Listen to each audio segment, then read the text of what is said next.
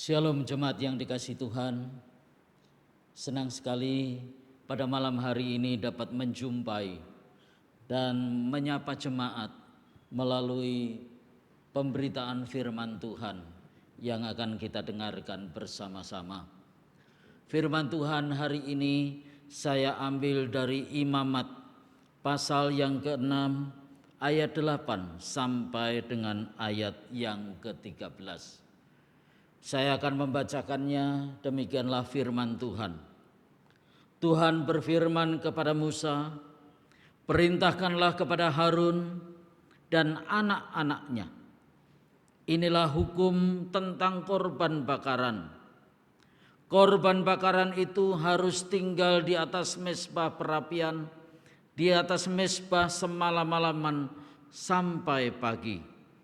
Dan api mezbah haruslah dipelihara menyala di atasnya. Imam haruslah mengenakan pakaian lenannya dan mengenakan celana lenan untuk menutup auratnya. Lalu ia harus mengangkat abu yang ada di atas mezbah sesudah korban bakaran habis dimakan api, dan haruslah ia membuangnya di samping mezbah. Kemudian haruslah ia menanggalkan pakaiannya dan mengenakan pakaian lain, lalu membawa abu itu keluar perkemahan ke suatu tempat yang tahir. Api yang di atas mezbah itu harus dijaga supaya terus menyala, jangan dibiarkan padam. Tiap-tiap pagi imam harus menaruh kayu api di atas mezbah, mengatur korban bakaran di atasnya, dan membakar segala lemak korban keselamatan di sana. Harus dijaga supaya api tetap menyala di atas mezbah, janganlah dibiarkan padam. Jemaat yang dikasihi Tuhan, ada sebuah kisah tentang seorang nenek yang suatu hari didatangi oleh cucu-cucunya. Cucu-cucunya ini berkata kepada nenek bahwa ibadah itu tidak ada gunanya. Apalagi nenek ini adalah nenek yang sudah banyak melupakan khotbah-khotbah dari pendeta di gerejanya. Salah seorang cucu bertanya kepada nenek itu, "Nenek, apakah engkau masih ingat khotbah pendeta minggu yang lalu?" Sang nenek berusaha untuk mengingat-ingatnya lagi, tetapi tetap tidak dapat mengingatnya karena kemampuan atau daya ingat dari nenek ini sudah sangat menurun. Lalu cucu-cucu yang lain mulai berkata, "Untuk apa pergi beribadah? Untuk apa pergi ke gereja? Apalagi kalau kemudian melupakan pemberitaan firman, melupakan pesan-pesan dari firman itu. Kalau demikian berarti ke gereja itu tidak ada gunanya." Lalu sang nenek berkata kepada cucunya bahwa sesungguhnya beribadah di gereja itu tetap ada manfaatnya. Lalu nenek ini mengambil sebuah keranjang, tas keranjang miliknya yang biasa digunakan untuk pergi ke pasar. Lalu sang nenek berkata kepada cucunya, "Tolong ambilkan air dengan tas ini." Sang cucu tertawa dan berkata, "Mana mungkin bisa mengambil air dengan tas yang bolong-bolong seperti ini?" Tetapi nenek itu tetap memaksa untuk meminta dan mengambil air dimasukkan ke dalam tas itu. Lalu sang cucu pun berusaha keras.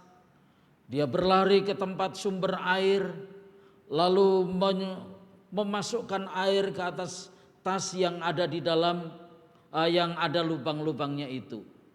Alhasil begitu dia berlari sampai ke tempat tujuan di depan nenek, maka air itu pun habis. Tidak ada yang bisa dibawa dengan menggunakan tas yang berlubang-lubang seperti itu. Sampai akhirnya semua cucu berusaha melakukannya dan tidak ada satupun yang berhasil membawa air di depan sang nenek. Lalu neneknya itu berkata, inilah kira-kira yang terjadi pada diri nenek. Nenek memang tidak bisa mengingat semua apa yang dikhotbahkan di gereja. Nenek bahkan tidak dapat mengingat yang minggu kemarin nenek ikuti. Tetapi lihat, seperti inilah hati nenek, seperti tas ini yang semakin diisi air, semakin bersih. Hati kita pun juga demikian, dibaharui, dibersihkan melalui kebenaran firman Tuhan. Nah saudara-saudara, ibadah itulah manfaat ibadah yang diberikan kepada kita. Kita memperoleh manfaatnya. Nah saudara-saudara, bacaan kita hari ini mengajarkan bahwa bangsa Israel juga harus melakukan ibadah kepada Tuhan dengan disertai memberikan korban persembahan. Diatur dengan sangat cermat bagaimana korban bakaran itu diberikan. Pertama-tama diatur bahwa korban bakaran itu harus disampaikan di hadapan Tuhan setiap pagi dan setiap petang. Dua kali dalam sehari umat Israel wajib membawa korban persembahan kepada Tuhan. Imam wajib melayani umat Tuhan membakar korban itu setiap pagi dan setiap petang. 2 kali sehari. Lalu peraturan selanjutnya adalah bahwa imam-imam harus tetap menjaga supaya api di mezbah itu tetap menyala-nyala, tetap berkobar-kobar, tidak boleh padam. Api itu harus tetap menyala. Dan perintah ini diulang beberapa kali di dalam bacaan kita tadi, bahwa api itu harus tetap menyala, baik pada waktu pagi, pada waktu siang, malam, hingga pada pagi hari lagi api itu tidak boleh padam. Saudara, itu adalah peraturan di dalam perjanjian lama. Tentu kita yang hidup di dalam perjanjian baru ini, kita tidak lagi melakukan peraturan seperti itu. Kepada kita tidak diberikan aturan untuk melakukan ibadah atau persembahan korban setiap pagi dan petang. Kepada kita juga tidak diatur supaya kita memiliki mezbah di rumah kita masing-masing, lalu kita membuat korban bakaran dan menjaga api itu tetap menyala. Tetapi sesungguhnya ada pelajaran yang penting bagi kita untuk saat ini yang kita harus perhatikan baik-baik sehubungan dengan ibadah kita. Saudara, dalam bacaan kita ini kita dapat melihat ada 2 pelajaran penting berkaitan dengan ibadah itu. Yang pertama berkaitan dengan konsistensi daripada ibadah itu. Ketika Tuhan memerintahkan supaya setiap pagi, setiap petang, pagi, petang 2 kali sehari untuk umat Allah dapat beribadah kepada Allah, mempersembahkan korban kepada Allah. Ini berarti berbicara soal konsistensi dalam beribadah. Pertanyaannya kepada kita adalah, apakah kita sudah memiliki konsistensi tersebut? Apakah kita juga sudah beribadah secara konsisten kepada Tuhan? Di tengah-tengah masa pandemi di mana kita tidak dapat beribadah secara umum di satu tempat yang sama di dalam gedung gereja, kita seringkali saat ini ditantang untuk apakah kita memiliki konsistensi di dalam ibadah itu. Apakah kita taat terus-menerus, merindukan untuk datang beribadah kepada Tuhan meskipun melalui tayangan YouTube, meskipun melalui Zoom meeting, dan melalui sarana-sarana yang lainnya. umat Tuhan diajar supaya setiap pagi dia beribadah kepada Tuhan. Setiap petang dia datang dan mempersembahkan korban bakaran kepada Tuhan. Ini mengatur mereka supaya mereka punya disiplin dalam ibadah kepada Tuhan. Kepada kita tidak diatur harus waktu-waktu tertentu, tetapi setidaknya konsistensi ini harus kita pegang dalam kehidupan kita. Kita harus punya waktu-waktu tertentu yang menjadi waktu kita untuk beribadah kepada Tuhan dengan sungguh-sungguh. Roma pasal 12 ayat 1 mengatakan supaya kita beribadah menjadi satu persembahan hidup kita. Hidup kita menjadi ibadah yang benar. Hidup kita menjadi ibadah yang sejati. Mari kita gunakan perintah Tuhan ini untuk terus mengingatkan kita supaya kita lebih konsisten di dalam ibadah kita. Hal yang kedua yang kita pelajari dari bacaan ini adalah berkaitan dengan api yang terus menyala. Maksudnya bahwa mezbah itu tidak boleh padam. Api seringkali digambarkan sebagai satu semangat yang menyala-nyala. Maka saudara-saudara, pelajaran yang kita dapatkan di sini adalah kerinduan Tuhan supaya kita memiliki semangat ibadah yang menyala-nyala. Semangat itu harus dijaga sedemikian rupa, jangan sampai padam. Tanpa kita sadari, atau kita sudah mulai sekarang menyadari bahwa semangat itu mulai kendor. Apalagi kalau ibadah itu dilakukan di rumah. Kadang-kadang kita tidak mempersiapkan diri dengan baik. Kita mengenakan pakaian seadanya. Berbeda ketika kita datang ke gereja. Semangat itu tidak boleh padam. Sang nenek yang didatangi oleh cucu-cucunya yang ada dalam kisah yang saya ceritakan tadi juga memiliki semangat yang terus-menerus. Meskipun dia tidak dapat lagi mengingat khotbah-khotbah. Meskipun orang mengatakan percuma kamu datang ke gereja. Percuma kamu beribadah kepada Tuhan. Tetapi dia terus-menerus menjaga semangat itu. Saudara-saudara, menjaga semangat tidak mudah. Menjaga semangat juga bukan sesuatu yang mudah untuk kita lakukan. Banyak halangan, banyak hal di lingkungan kita yang berusaha untuk memadamkan semangat itu.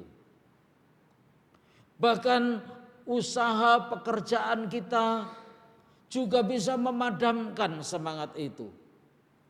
Keadaan ada uang atau tidak ada uang juga seringkali memadamkan semangat kita beribadah kepada Tuhan.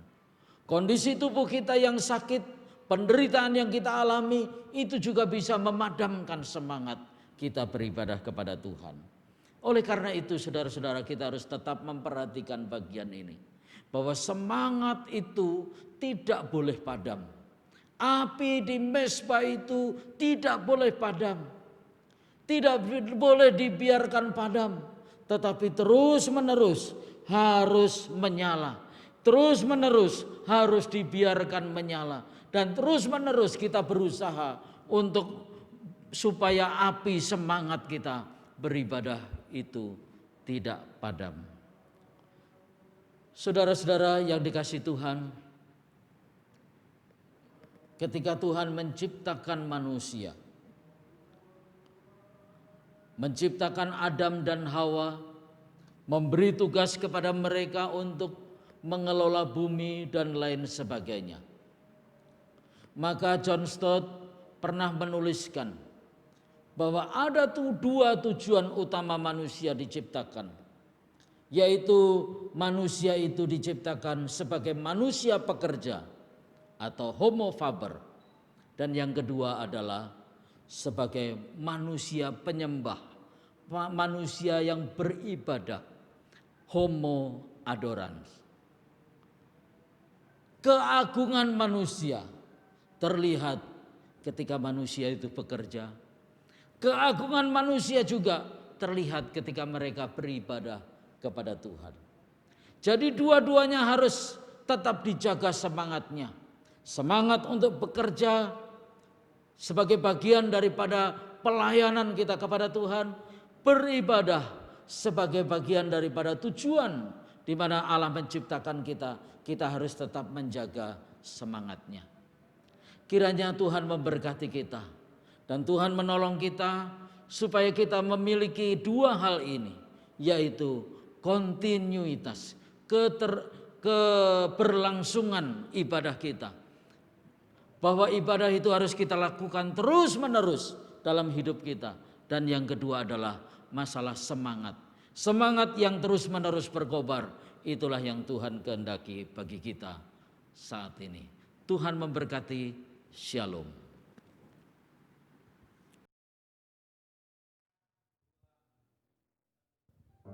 Shalom, selamat malam Bapak Ibu Saudara. Kita mengucap syukur kepada Tuhan kalau hari ini Tuhan boleh kasih kita kesempatan untuk sama-sama beribadah kepada Tuhan, menaikkan setiap pokok-pokok doa kita di hadapan Tuhan. Kita akan memulai ibadah kita. Mari saya ajak kita tunduk kepala, kita berdoa.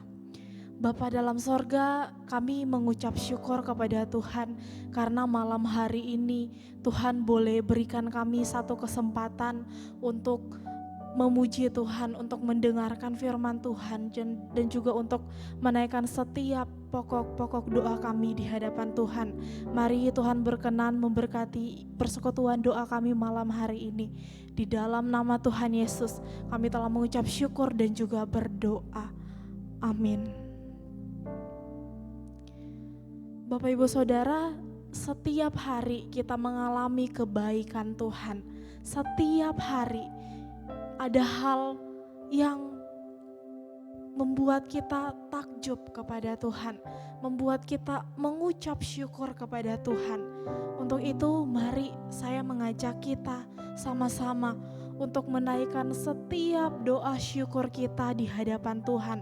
Kita mengucap syukur kalau sepanjang minggu ini Tuhan boleh sertai kita di dalam kehidupan kita. Tuhan boleh sertai kita di dalam keluarga kita, di dalam usaha dan juga pekerjaan kita. Semuanya boleh Tuhan topang sehingga hari ini kita boleh menyaksikan kebesaran Tuhan. Bagaimana Tuhan menyatakan kasih-Nya buat setiap kita. Untuk itu mari kita menaikkan setiap ucapan syukur kita di hadapan Tuhan. Kita tundukkan kepala, kita merenungkan bagaimana Tuhan begitu baik bagi setiap kita.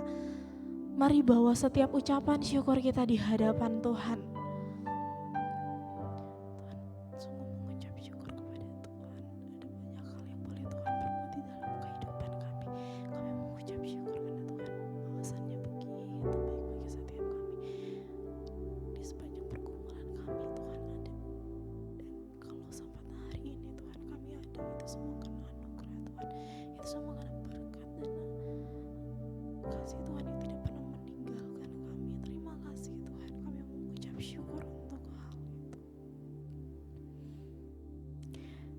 Kita juga mengucap syukur kalau beberapa minggu yang lalu kita sudah melaksanakan pemilihan majelis dan ada orang-orang yang sudah Tuhan pilih untuk boleh melayani Tuhan di dalam kemajelisan. Dan kita mengucap syukur juga mereka boleh mengikuti persiapan untuk pembekalan mereka. Dan saat ini mereka sedang persiapan untuk pelantikan. Mari kita mengucap syukur kepada Tuhan. Semua proses pemilihan majelis boleh berjalan dengan baik. Semuanya boleh berjalan sesuai dengan apa yang sudah direncanakan. Mari kita mengucap syukur di hadapan Tuhan. Tuhan, kami juga mengucap syukur kepada Tuhan jika minggu yang kemarin Tuhan boleh pimpin dan sertai kami di dalam pemilihan majelis yang baru. Terima kasih untuk orang-orang yang boleh Tuhan pilih untuk boleh melayani Tuhan di dalam kemajelisan ini. Mari Tuhan berkati mereka, Tuhan tolong mereka, topang mereka di dalam mereka menjalankan tugas dan tanggung jawab mereka di dalam kemajelisan. Dan biarlah ya Tuhan, melalui anak-anak-Mu ini ada banyak anak-anak Tuhan yang boleh bertumbuh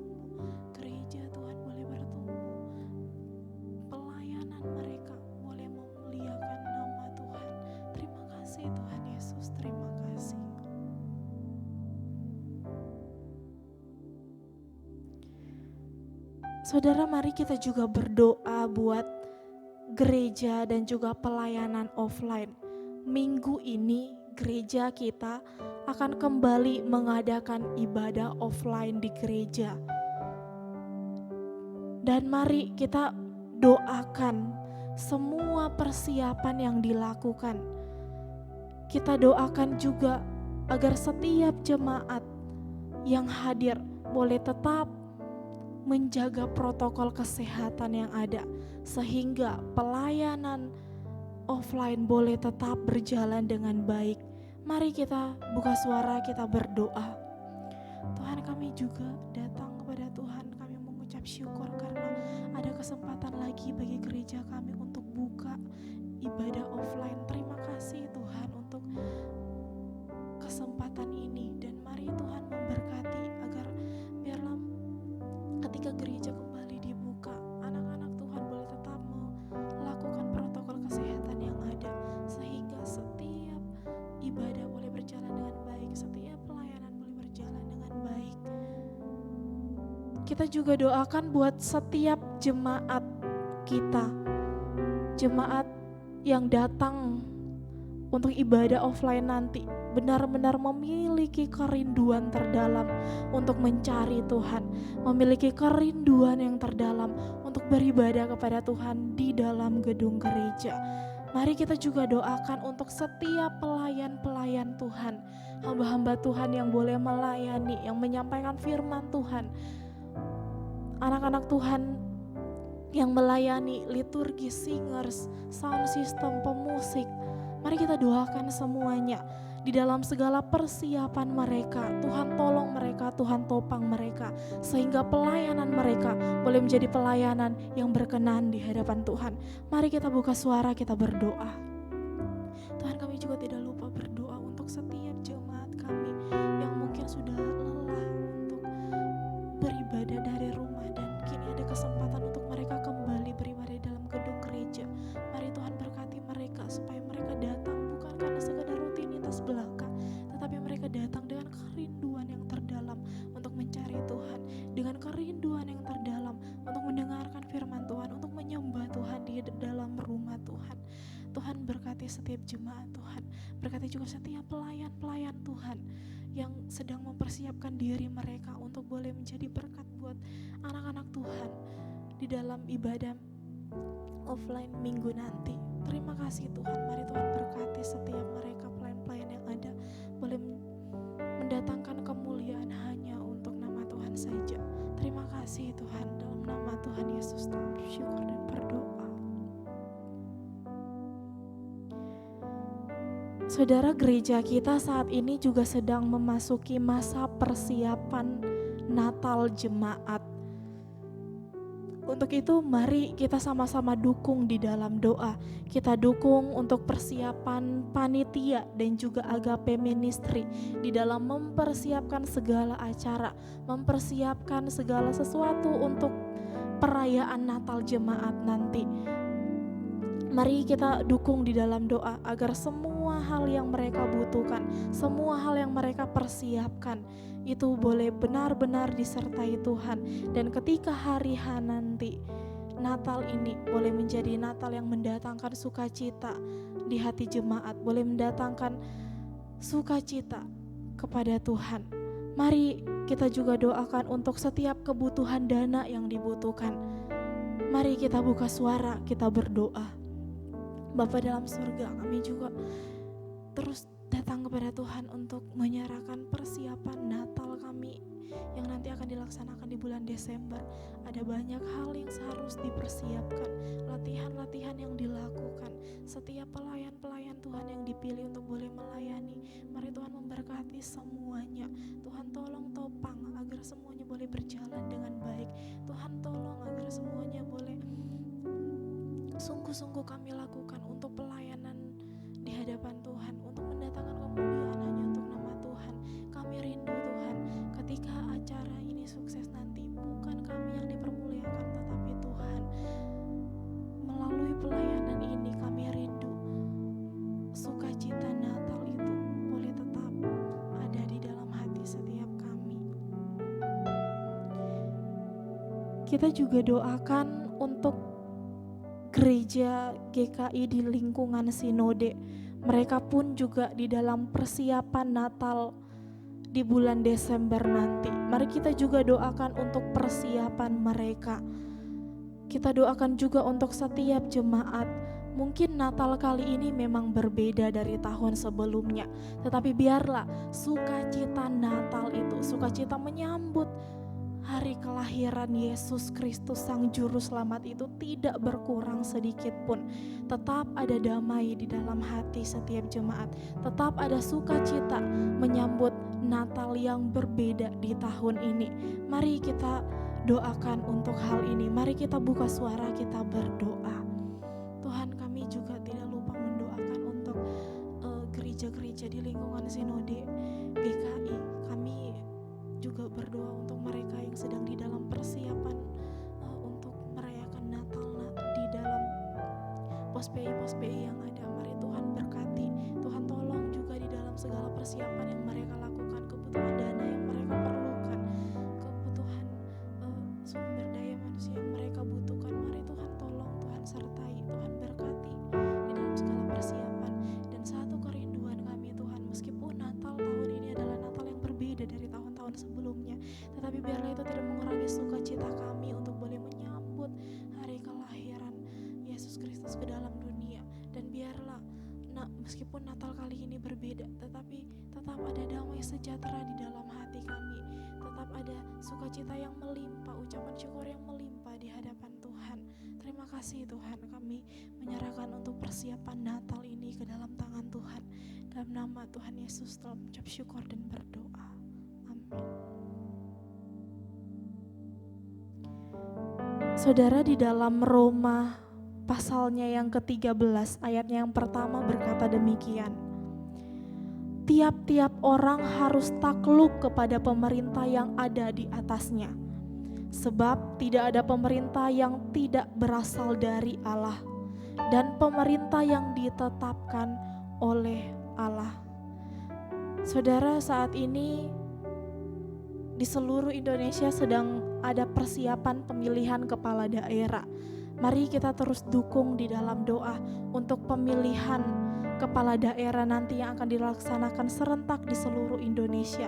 Doakan untuk KPU boleh menjalankan tugas dan tanggung jawab mereka dengan baik. Pemilihan ini boleh berlangsung dengan baik, dan kampanye-kampanye yang saat ini masih dilaksanakan boleh tetap berjalan dengan baik. Mari kita buka suara, kita berdoa. Tuhan, kami berdoa untuk pemilihan kepala daerah yang nanti akan dilaksanakan serentak di seluruh Indonesia. Mari Tuhan tolong sertai di dalam segala proses yang saat ini sedang dijalankan, kampanye yang sedang berlangsung, dan bahkan ketika pemilihan nanti orang-orang yang bertugas di dalam proses pemilihan ini boleh bekerja dengan baik, boleh bekerja dengan tulus, dengan jujur di hadapan Tuhan. Biarlah Tuhan sertai semuanya boleh berjalan dengan aman dan juga damai. Terima kasih Tuhan, serahkan ini ke dalam tangan Tuhan. Kita juga doakan buat daerah kita Sulawesi Tengah, agar nanti di tanggal 9 Desember ketika pemilihan berlangsung itu boleh berjalan dengan baik, dengan pertolongan yang dari Tuhan, dan pemimpin yang terpilih nantinya boleh menjadi pemimpin yang sungguh-sungguh punya hati untuk boleh melayani rakyat, yang sungguh-sungguh punya tanggung jawab di hadapan Tuhan. Mari kita buka suara, kita berdoa. Tuhan, kami juga berdoa untuk tempat di mana kami hidup, di mana kami tinggal, Sulawesi Tengah. Tuhan, ketika pemilihan kepala daerah nanti, orang-orang yang terpilih kami rindu adalah orang-orang yang benar-benar ingin membangun daerah kami ini, benar-benar orang yang Tuhan pilih untuk boleh melayani anak-anak Tuhan di dalam Sulawesi Tengah ini, menjadi orang yang tidak hanya melakukan tugas dan tanggung jawabnya di hadapan rakyat, tetapi juga boleh menjalankan tugas dan tanggung jawabnya di hadapan Tuhan. Tuhan, pakai anak-anak-Mu ini yang akan memimpin nantinya. Dan berkati juga untuk setiap rakyat boleh memilih sesuai dengan apa yang mereka yakini, sesuai dengan apa yang mereka rindukan untuk daerah ini. Terima kasih Tuhan. Serahkan ini ke dalam tangan Tuhan, dalam nama Tuhan Yesus. Dalam ucap syukur dan juga berdoa.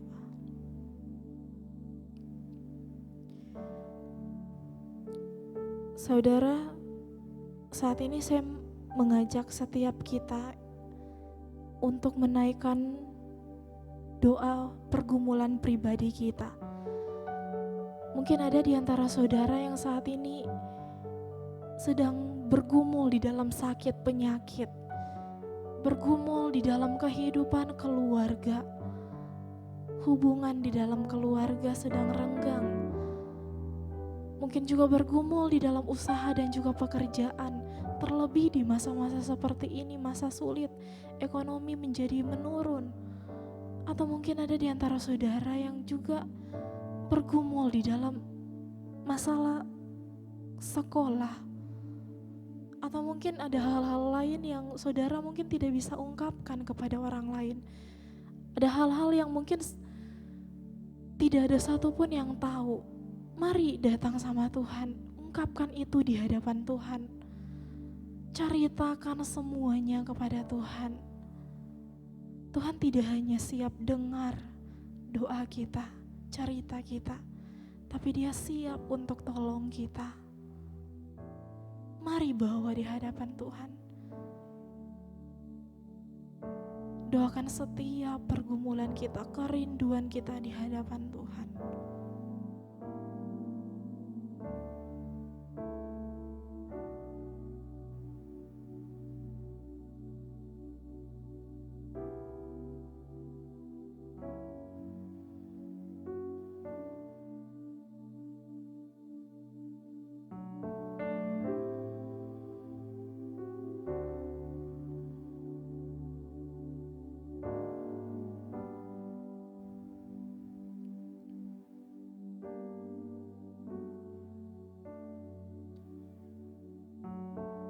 Bapa di dalam sorga, kami mengucap syukur kepada Tuhan. Malam hari ini kami sudah boleh mendengarkan firman Tuhan. Dan terima kasih untuk pokok-pokok doa yang boleh kami naikkan di hadapan Tuhan. Ini kami, ini setiap kami. Kami rindu hidup kami setiap harinya boleh diproses oleh Tuhan, setiap harinya boleh mengalami pertumbuhan iman di dalam Tuhan. Meskipun di masa-masa sulit seperti ini, tetapi kami rindu iman kami boleh tetap terpaut kepada Tuhan. Iman kami boleh tetap bersandar hanya kepada Tuhan. Kami menyerahkan hidup kami sepanjang minggu ke depannya ke dalam tangan Tuhan. Amin. Jemaat yang dikasihi Tuhan, kita akan mengakhiri ibadah doa kita. Saya undang semua kita berdiri, kita menaikkan pujian, kami memuji kebesaran-Mu.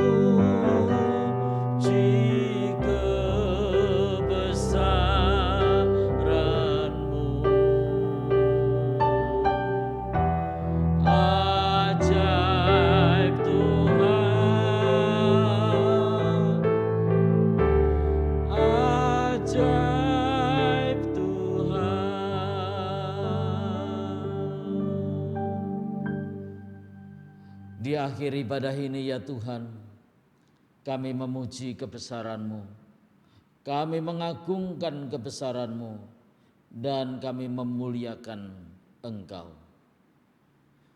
Biarlah ya Tuhan, kebesaran-Mu, keagungan-Mu kemegahan-Mu. Di dalam Allah Tritunggal, Allah Bapa, Putra dan Roh Kudus, mencurahkan berkat bagi kami semua hari ini sampai selama-lamanya. Amin.